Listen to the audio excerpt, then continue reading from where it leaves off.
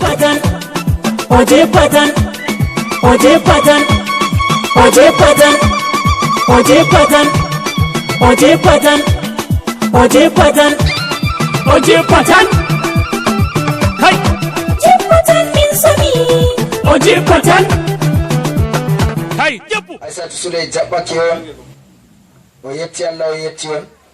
Makomba oden wigo en getti Allah. To Allah lami enen lamata. E non boto Allah jippini ka en jippinan to Allah muyi. En kawti haɗo ngam ha cinkotiren kollinen ayibe on ardiɗo latti mo nafata. Nda hami pasana en parole à présidente meɗen bako luttuɓe bo kocca intervention. Assalamu alaikum. Mi jaɓɓake on be wargo a dammugalam amma be konfine manɗo mi heɓay moftugo yimɓe ba deydey marmi haaje. Jotta kam deydey onon ɓe gondumi ɓurmi ɓadotirgo ɗo ha mi sinka nawɗi am deydey ko kuɗumi ɓe FNC. Dalila man moftumi on FNC ɗo min en tant que Sule ha lopere ɗo miɗon ha lopere ɗo mi batay campagne ha lopere tan ngam ha lumo gonmi miɗo wondi beɓe marwa premier miɗo wondi beɓe marwa troisiéme miɗo wondi beɓe marwa deuxiéme to weeti fajira mi sensibilise ha lumo ɗo ɓe marwa premier pat mi jaɓa élection maɓɓe nda hajja kange mi wiya ɓe nda wanejo ɗon ha luggor au concert jaro non mo mi sensibilise ɓe marwa troisiéme ɓen bo to mi jaɓi mi hokka baba Amadou Hammadou Mate kanko bo conseil a marwa troisiéme o yara baba Bilu banni min ɗo bata campagne accu a juɗanɗo a dañirde am bo mi yaha ha ton min mba'o be derɗam ndamo kanko ma o conseil ha en derɓe ngam dalila jingango yam min mba'o ha dow wosere ha quartier ɓe dañi min o walla min bata campagne FNC ngam min rewɓe min tampuɓe banni ha campagne waɗi ha campagne timmi ha vote waɗi ha ɓe Allah lamata laami ɓe Allah lamay bo lamaki to diga ɓawo laamu ha komin ɓe mbi rewɓe fu gaɓɓita 3500 ha ɓe mballa ɓe min ummi kadi bo min gili sare hosere min mbaɗɗi toy min jaɓi 3500 yimɓe marɓe association ji 7000 ɓe mbi woodi eɗɗo walla rewɓe ɗin kam ɓe jaɓi rip bolwaka ngal tagu dukki fu wiya andaka kadi bo accu dossier ji ɓikkon ɗe min jaari nda étudiant en ɓikkon am pat ɓe ɗon haɗo ɓe validay ɓe nda ɓe papi en lamin en ɓe cak hikka ɓe validay mi gaɗɗo noon 70 000 noon min dokki ngam dalla ɓe mballi min campagne de kamɓe mballi ɗum en kamɓe mballi ɗum min kamɓe mballiyam ngam min pat min meeɗay wadgo politique min anda français bo ha deydey min kuwa politique ɓe perdi tan maɓɓe ɓe mballi min ɓe gaɗani min ɓe sous-section ɓe cukli ɓe gaɗan ɓe sappo bo ɓe pat ɓe validay hikka université bo ɓe goni 3e année bo ɓe goni pat dalila nga wallugo minin ka pat ka wurtate 0 lori kadi bo jotta ɓe ummi mi wala ɗo nder sawari maɓɓe ɓe jaha babal min jano min bati campagne go fu ɓe mbiya ɓe yo gadde borowol walla temere je ɗiɓe photo 4x4 ha min tiron min balla walliru rewɓe e nde mi tawaɗon ha ton yimɓe man ummo ngara ha am anno yano wi min jara bor tati be reta on ballan on jaari min jaari wala anno yano jaɓi dossier ji ɓikkon amin a jaɓi wala komin paami kadi bo yimɓe mon ummo an kam cuuɗoɗa gerɓaɓe ɓe jaha ɓe jaɓa min ceede hande kam ha woɓɓe feere ma no inde wuro ha wurana wari en ɗo no inde wuro on ha bankara ɓe gari asira ɗo ɓe mbiyam min garɓe installation mon min garɓe min balli on campagne ɓe mbi on ɗo cenda ceede on ɗon jaɓa nda ɓikkon ji amin ngala dandite danoy e noy ɓe kay onon kam jehelore mi tammi largo adama to jotta kam ko wani am réunion ɗo min kam mi tawi ka ɗuuɗi do am mi wala ceede je ha mi yaha mi wiya mi jaɓan danditeji yimɓe mi wallan rewɓe mi wala jangirde je ha mi wiya mi jaɓan danditeji mi wiya yo mi wallan mi wala ferdu man bo ferdu am kam deydey mi bati campagne marwa premier marwa deuxiéme marwa troisiéme cuɗandu a dañirde am na toon nda ɓe aɗa sadio min jamin ba o hosere ɗum pat bo wala komin paami jotta kam ko ginmi wigo min kam ko moye nana faama to ngam dalla FNC ha yaha accuse ya wiya min wi goɗɗo jaɓa dandite mi wala ɗon nder ton to goɗɗo hokki dandite mum be photocopie be ceede mum bo ta wara ƴamayam jotta kam mi habda mi sendira be dossier ji ɗi jarumi be bortati e reta ɗi min ñalli yilago balɗe min jaɓi ceede yimɓe mi habda mi sendira be maka e ɗiɗaɓol bo min kam mi tammono politique ɗo to on ngadi politique salake on voti hala timmi mi andano politique to on ɗon gaɗa ta yaha alaji wane ta yaha yerima wane yake min ɗon no gaɗa politique kam en pat en derɗiraɓe ta en cendito en kawto kaɓɓotiren nde politique timmi laamiɓe laamake wala bo gaɗɗo réunion wimin yo alaji wane ɗo o woɗay wala gaɗɗo réunion wimin yo nda yerima wane ɗo o woɗay sakko min paama min ɗo à plusieurs reprises mi biɗo ɓe gaɗen réunion ko Allah wankeke min jaaɓe ɓe aade en gaɗi politique en gagne e noyi yimɓe ɓe mbaɗɗiɗen ha hosere ha toto ɓe gurtinɗen parti min ɗon yimɓe jur ha lopere ɗo wonɓe gal RDP gaɗa en deɓe jur gurti dalilam ɓe mbiyam do o waɗa kanko réunion ndikka o démission a mairie jotta kam min kara mi tulli dabare no mi waɗa ka fu mi muñi jotta kam haala min kam haalam be FNC kam ko ginmi wi goto gam ha ɗum ñamayam neɗɗako mi wala ɗon nder FNC nane ma ɓe mbi politique ɗo c'est une gestion de la paix de l'environnement ɗi pat gal côté am ngu wayi ha warti jotta kam téléphone android ma mi meeɗay margo jotta kam ɓe ewna ɓe kuɗa ha réseaux sociaux dalila FNC miɗon no jangga madarasa FNC wurtiniyam jangirde nastiniyam politique yiiliyam lebbi 15 halkiyam jawdi mi ɗali ɓikkona matimen jemme be nangue mi ñellata sare mi warata sare mi ɓay mbondi to ɗo woni etre ha politique FNC min kam mi wala ɗon nder FNC ala jaɓɓama ɗume miɗon nana to goɗɗo gal côté am min kam mi wala ɗon nder sawari man to woodi goɗɗo nasti bo min ka ta wara ƴaman mi haɗa ha dossier ni ɓe ka bortati e reta commune ni yowa min ka ɗiɗo ni neɓa mi sendira amma chaque fois ɓe ɗon gadde neceede noyno ɗo kam mi tawaka min ka dalila man moftumi yimɓe ɓe nana ɓe paama pewe ɗiɗi ɗe ha mi heɓa mi timmidira be maji mi wala ɗon nder timmito yowa dede ko mbiɗa kam na haalama lafkatolla dalamin ngam jotta kam FSNC kam warti ɗum escroquerie noon ɓe gatta a ciel ouverte bo ɗo wari ɓe garta banniman ɗo ngam jotta ɗo ɓe jeehi ɓe mbi ɓe ɗon binda jotta ko gal duwalare gal lol diga en to ɗo ɓe jaha ɓe kippo yimɓe noon na ɗum arnaque ɓe mbiyata so kam ɓe jaha ɓe mbiya yimɓe gadda temere jeɗɗi yimɓe feere borol ɓe gara ɓe koca ɓe filma ɓe photo ɓe mbiya ha ɓe finance kadi financement kam na wala financement salmana kam waɗata ɓe ciroma fou ha marwa kam na ɗum fewre mere ngam période électorale en giɓe ɓe jeehi ɓe mbi kamɓe ɓe ko an ɓe gaɗana jeune en formation professionnelle ɓe koyi 3700 dossier ɓe koci ɓe ɗo jooɗi ha délégation emploi et formation professionnelle nde min bolwi ka ko sali woodi goɗɗo mo nder maɓɓe ummi wi ka e formation man waɗoto 40 000 ka je ouverture dossier 3700 dossier ɗo fois 40 000 laminu wat calcul man le ɗo hokka 148 millions hokkata ɗo ko calcul man tan calcul le laminu tomo kam calcul le ɓe calculatrice ma ndiya 40 000 fois 3700 dossier ɓe mbi yimɓe kawtaɗe kanje kam ngam ouverture dossier ɗo hokka 148 millions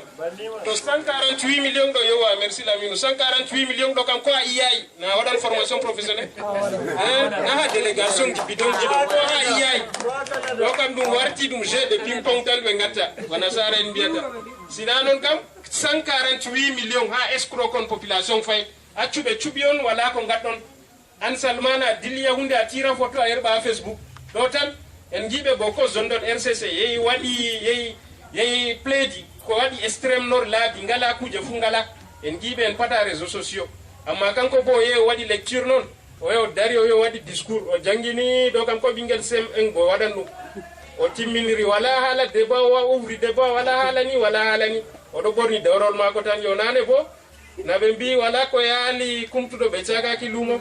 yo jotta kam min ka dede ko mbiyanmi on kam ko laarani haala FSNC kam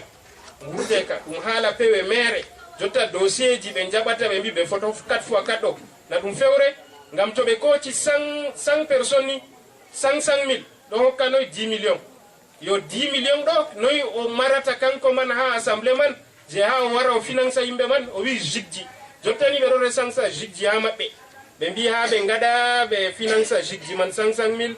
na ɗum fewre ngam to ɓe gaɗi bana dede allure je ɓe koyiɗo ko 100 000 personnes waɗan e 100 000 personnes fois ko boro calculer le useni ndaron waɗake 5 millions 5 millions exactement ni yo ɗo man kam na yiɗu fuu ɗum escroquerie noon ngam wala goɗɗo wawata wiigo waɗan bako salmana man waɗata ɗo ɗum fewre to goɗɗo yiɗi numa ɗo haala man laarto boɗɗum ngam dossier o wi 700 ma o wawa yokkugo ma 700 man o wima 700 man an on gurtinaɗi nden ha o wara o financé na na o fewan na waɗa ko o financé ta yo yawa ɗum da o sargi yimɓe ha formation professionnel o wi 40 000 fois 3700 en gadi 148 millions nda ɗo bo o wi haala photo ɓe noyna ɗum escroquerie noon o watta ɗon man bo temere jeɗɗi borol conseil en feere jaaɗo filma yimɓe gal lowol jiga gal toye lopere fu ɓe warɓe e mbi yo ɗo man kam useni derraɓe min kadi de ko mbiyanmi on kam kamɓe kam gokkiteɓe ɓaawo na ɗum yimɓe huudeteɓe ngam to ɓe kuudeteɓe no kam min ɓura noon andugo minin kam ɓanndu amin wuli kanjum min ɓurti ɗo yo jotta kam kamɓe bo ɓe jooɗo gal ɓe jooɗi fuu ɓe kuɗamin ha réseau sociaux ɓe mbiyani minin kam wala ko yaalimin ngam minin kam min tammino ɗum débat politique kam argument contre argument gara bolwen a faami walla min bolwi politique ma ngan bo bolwa mbiya kay koɓe mbiɗo na banni o raisonnay boɗɗum nda no hunde man wayi na banni politique kana ɗum bilkare go amma jotta ngam commune Marwa de ɗo fu ɗum bilken ɗo ɓe ndara politique bo ɗum bilkare a en ko ɓe gafgal a windata indema a de kazalika en lettre majuscule ko a windi indema ko jangata kadi takkol ginnaji maɓɓe ɗo kam ɓuri en sembe jotta kam kanjum man kadi ɓurnal kam fuu ko mbolwanmi min kam Abdallah min tema mampede boodi ko ɓesdata. Merci beaucoup Alay Sadio. Derɗiraɓe assalamu aleykum. Oho ka Alay Sadio wolwi jonta ɗo ɓe addala min wolwi ɗo min pat min ƴummake min kaɓanino parti FSNC hamal do andangal moɗon do andangal mon bo min ɗon jooɗo ha téléyel maako biyetengel Marwa TV min bolwa min pamtina ummatore ngam dedei ko saloto Marwa ɓe mbi ngoda laabi waɗayni tufini jomini kanko Salmana kam o anda o rondake dongal teteki hujjam ko mbirmi o rondake dongal teteki ngam salarié pat fotay prometa Marwa yo mi waɗanan on laabi mi hokkan on kuuɗe mi jangmi o ɓikkoyji mon to paasi l'école ngam ha fattude maɓɓe quartier Tukuri ɗo dow maayo piɗɗere ɗo o biɗo to ɓingel ñawi o efti to ɓingel yahan l'école o efti to ɓingel hande woodi larura feƴƴi ɗum suumaye o efti amma en jeyaymo suumaye ha timmi ha lewru Marwa ɗo suumaye ha timmi o yiyaka ha Layla Touré o wangiti e o ƴeeɓa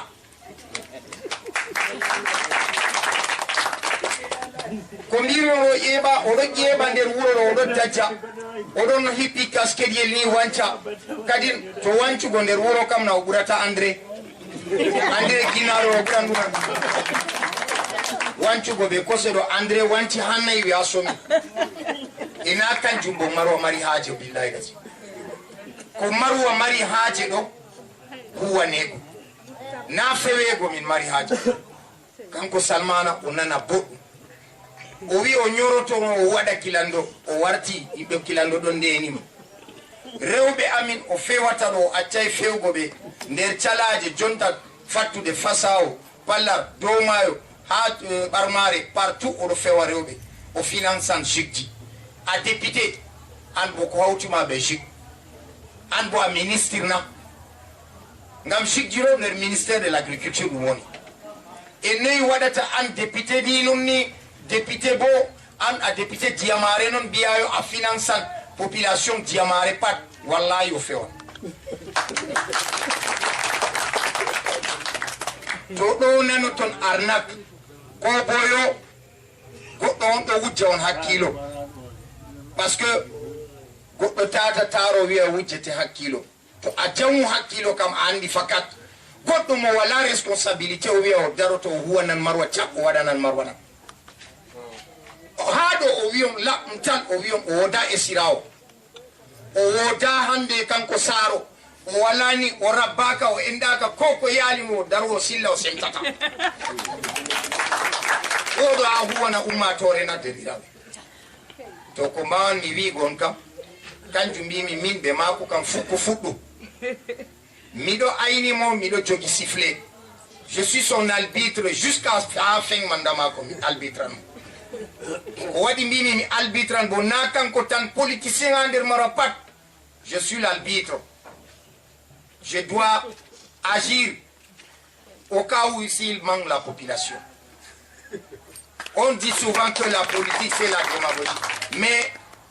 au cas où Salmana ose mentir à la population, parce qu'il a promis, et nous ne faisons qu'attendre, nous attendons cette promesse. Mesdames et messieurs, certes qu'il est déjà à l'Assemblée nationale. Il a fait combien d'interventions durant presque 4 mois qu'il est arrivé à l'Assemblée nationale? Ok, merci. Vu de ce Covid-19 et vu de ces tragédies que nous traversons ici à Maroua, nous avons vu certains sénateurs et députés faire des dons. Où est le don du FSNC dans le Diamaré? Pourquoi continuer à nous mentir? Aller à Doualaré, recenser les femmes, je vais c'est-à-dire vous intégrer dans les JUC et autres, les associations. Ce n'est pas ça. Ce n'est pas ça, monsieur Salmana. Ce n'est pas ça que Maroua attend de vous. Maroua vous attend plutôt à œuvrer dans ce que vous avez promis. Donc, quand je me minkam, Alaysa Jowolonion Hala, Japama.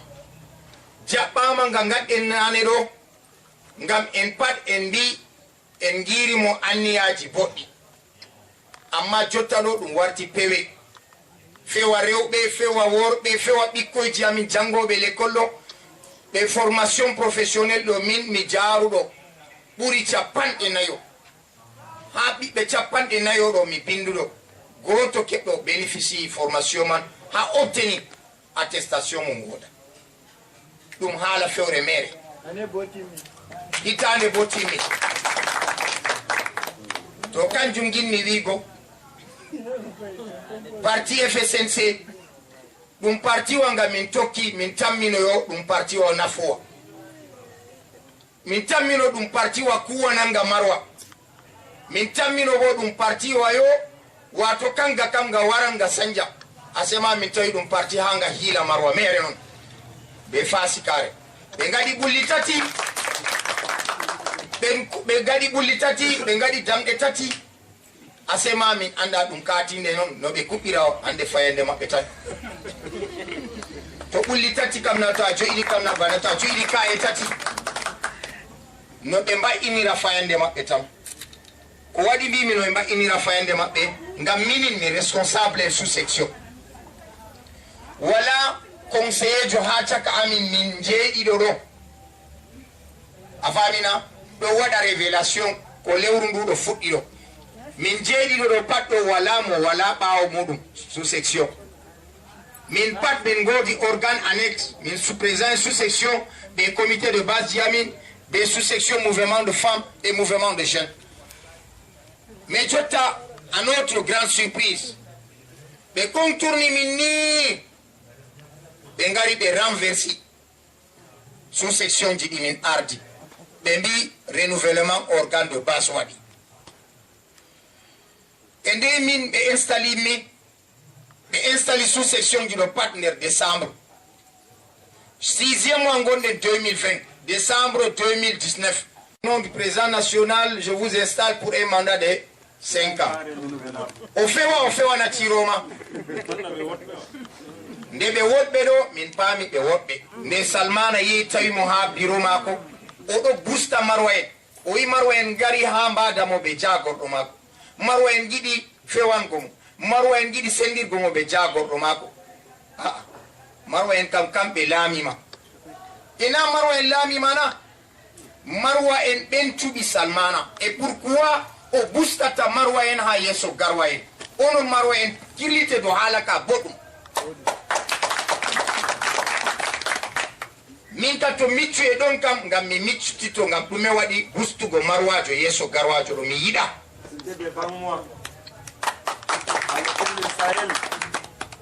En accuje hôtel Le Sahel mimami. Ɗo kam mbimami ha on pat on darɓe ɗum ha réseaux sociaux. Ɓe ummi ɓe karliniri ɓe président national. Comme si de rien n'était. Un président national à ministre 50 ans. presque gouvernement ɓingel pamarel mere wara wujje hak e to jonta kam a hooti mo a acci ummatore luttude bo minin kam min tikkay amma woodi enregistrement ɓe nultima audio nanɗa ɗo an man kam a kisto salmana man na an tiyoma mi tammina a yisaymo wala ko ñamayma neɗɗaku addalaminu an kam mbiɗa ɓe ñamima neɗɗaku min kam ɗum guccam ha salmana huɗanmi na gam o huɗanmi waɗi mbimi o huɗanmi ɗo kuɗɗo jagorɗo mako kañum bo waɗi ɗum guccam wi kuɗɗo jagorɗo muɗum kañum bo hande ɗo jogi sac muɗum nde oɗo jogi sac jagorɗo mako hande o huuɗi amma hudgo man ɗo kuudi pat woodi deydey kaakaji muɗum ha haaɗi to ni ministre man bo kañ bo yiɗi neɗɗaku mum andi neɗɗaku mum kam wala no ɓinguel ngel o dañata ñaama mo neɗɗaku minin kam kanjum min daari min mbi nden kam nde o huuɗi saaro mako ma saaro mako man yaafake mo jaɓanimo kam minin kam min jawaki saaro en amin min lutta ha maroɗo min ndena partiwa garanga pat min tokko min nasta kanɗo ɗum semmowa e kanjum jonta ɗo pewje maɓɓe ɓe falde maɓɓe kam pat ɓe giɗi jaɓɓoɗen FSNC fayin ha marwa jaɓɓama ɗo waɗata ɗiɗi to a wari a silminake assalamu aleykum ɓe jaɓɓake ma ɗo jaɓɓama ɗo gotel noon wala ɗiɗi e to a lorake a wi yo ko waɗi ɓe jaɓɓaki ma kam nden kam no garduɗa man on latti yahay ko bo ɓe ko kuɗa man yahay jonta bo min ɗon nder FSNC min gurtaki amma min ɗo andinon min démissionnan ngam onon population onon cuɓi min na FSNC suɓi min onon cuɓi min onon cufti parti FSNC e jonta bo to on daari kugal amin nde yahay ɓe maɓɓe on marata haaje maɓɓe ngam jonta kam zambago rewɓeji amin ɓe zamboto ɗo kanjum ɓuri nawgo derɗiraɓe debbo tamsama kala ngaɗa tawamo mbiyamo ha financemo nder cobji kaza kaza ngaɗe association jaɓon ɓe boro jeɗɗi jeɗɗi dillon ça c'est de l'arnaque pure et simple et escroquerie pure et simple par manière to kadi derɗiraɓe ɗo ɗum silminago ɗo hande marɓe dede faamude de ko paamata koyrumi wolde ami feddi hen hayen ɓeɗon mbiya en moftoto jaɓɓoɗen siroma ɗo wara ɓe sorta ɓe salmana yo ɓeɗon mbiya bo ɓe ɗo cooda tourmiji ɓe dokka rewɓe ha gaɗa donnaire ɓe gaɗa majorette noynoy ɓe jaɓɓo salmana useni bo jaafe mi torake on mi tagam ta nasten nder ɗumani nder subawol maɓɓe koɓe kaɓata fuu kanko kam ko haɓata fuu ha heɓa o mofta yimɓe ministre la amma useni mi torake on sey pamtinen ministre man salmana kam wala goɗɗo ha marwa ko goto tema sey kanko tan yo min kam ɗo yimmi wigo on useni mi torake on ɓe gaɗan ɓe carga on ɓe gadda tourmiwol ɓe mbiya gaɗon yaayi gaɗon donner ha moftoɗon gaɗon majorette jaɓɓoyoɗon ministre ɗume ministre hokki on ha jaɓɓoɗon mo ɗume o waɗani on ha jaɓɓoɗon mo salmana hoore mum waɗanta kanko hoore ma ko waɗanta ko yaalimo be moɗon to o heɓini suyi nda ɗum ko warti député on giɓe mona useni mi ƴami on woodi o ha giɗon mona na wala yo min kam ɗo haalam be moɗon useni bo yan jeho mbi on jaɓɓoton mo suyi ɗum haɗa ko sali noon yo assalamu aleykum takam wonɓe haɗo ka addalay gurnal funa nda présidente en miɗo yiya ɗume naɓe ɗuɗɓe jaw o jotta kam useni onon ko addageji mon ɗo bo se gaɗon sensibilisation présidente en on daari jotta kam ha ɗum titi ɗum zamba noon labka tan noon wala haala ha nafa en kam wala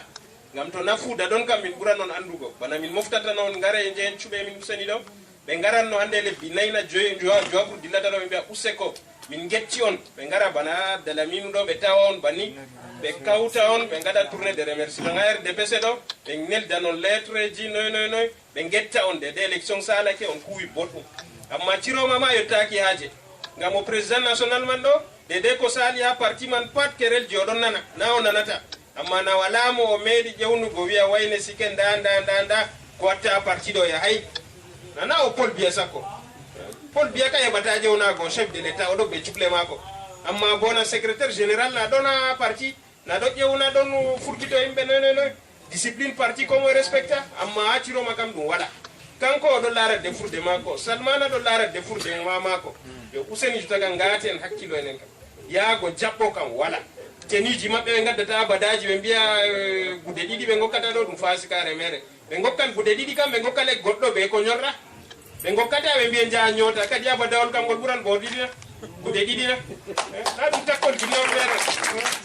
Useni ngataneɓe hakkilo goɗɗum onon présidente en ageji ngate hakkilo goɗɗum Useni ngam ha zamba ha ɓe zambo yimɓe ay gartira ɗum banni kam wallahi ɗum semti jaw ngam minin je min bolwata ɗo ɗum ɗon nawomin ngam min keɓti falde maɓɓe kanjum ɗum nawirtomin ngam président kam to a wi a député kam na a wari a waɗi face électoral kam na timmi ɗo kam a batti campagne ma bolwa ko bolwuɗa pat ngara ɓe laame na timmi so taga na ngara kadi exécuta kadi dede ko mbiɗano na wala lortanago campagne amma promesse dima fo a tenay a wi a lortanake campagne fay ni kana campagne a perpétuité noon na noon kam ndey kadi amma ɗo kana ka huwata ɗum fasikare noon lamde tan jotta ɗo face électoral timi o wara o waɗa o exécuta de dey ko député jo yata defangda o defangda o wara o waɗana population ndaren nani nger dortoɗen mo amma nana wartugo jeyi jaɓɓe yam miɗo wara ɓe ministre o yaale garwa mo waɗi mo yago ha ɗo ko goɗɗo jaɓɓata ko mo ɓe paama boɗɗum tan banni usek to assalamu aleykum bandiraɓe en getti Allah en getti on ndaɗo bolirgol FSNC e bo kawtenten tun kala nde kawtuɗen fo min getti Allah min getti on to Allah laami amin laamon min yo nane bo Allah mbiɗon to laami on min laama on Allah laami on man min laami on ina nane bo laami no goɗɗo kam na ñamatake neɗɗaku ko moye waɗi goɗɗo kam na o salake ñamego neɗɗaku amma minin nda enen yeyata minin enen ha FSNC ɗo min kam président section sous section e conseiller amin ɗo wala ko min gaɗay wala ha min nastay ha conseiller woni ha partisan parti woni pat min jahi gam ha heɓa yo min ɓamta daraja parti FSNC min ɓamta daraja leader amin moɓe mbiyata Salmana minin kam min tammotonoyo Salmana wari be wato jikkuwol ngol o haajani Marwa o haajani kala ɓi lesdi Cameroun fou e amma ha ɗon ɗo o hollini amin nane ma ɗum politique ɓe mbiyata ɗo bo je mako ɗo warti ɗum ñamol neɗɗako na ɗum politique marga reedu ɗum politique mbelaga kaɓananga wato hoore mum non wala goɗɗo feere haɗo mi tammini to goɗɗo wima yo wayne ɗo nda ko o waɗani en jotta ka wala ko o mari o waɗani en tema yo to en ɓamtimo ɗo to wodi ko o jokki enen bo sakkinanan en keɓen ko gaɗen no gaɗen amma Salmana holli en yo to o jokkake ni o late to a yiɗi kadi an kam to a luttan to a noyi to a jo'oto fu an إياك نعبد وإياك نستعين اهدنا الصراط المستقيم صراط الذين أنعمت عليهم غير المغضوب عليهم ولا الضالين آمن الرسول بما أنزل إليه من ربه العالمين كل آمن بالله وملائكته وكتبه ورسله لا نفرق بين أحد من الرسل وقالوا سمينا وأطعنا غفرانك ربنا عليك المصير لا يكلف الله نفسا إلا وسعها لها ما كسبت وعليها ما اكتسبت ربنا لا تؤاخذنا إن نسينا وأخطأنا ربنا لا تحمل علينا إسرا كما حملته على الذين من قبلنا ربنا ولا تحملنا ما لا طاقة لنا به واعف عنا واغفر لنا وارحمنا أنت مولانا فانصرنا على القوم الكافرين اللهم صل على محمد وعلى آل محمد وارحم على محمد وعلى آل محمد وبارك على محمد وعلى آخر حسنا وقنا عذاب النار إن الله وملائكته يصلون على النبي يا الذين آمنوا صلوا عليه وسلموا تسليما صلى الله تعالى عليه وعلى آله وأصحابه وسلم تسليما سبحان ربك رب الحمد لله.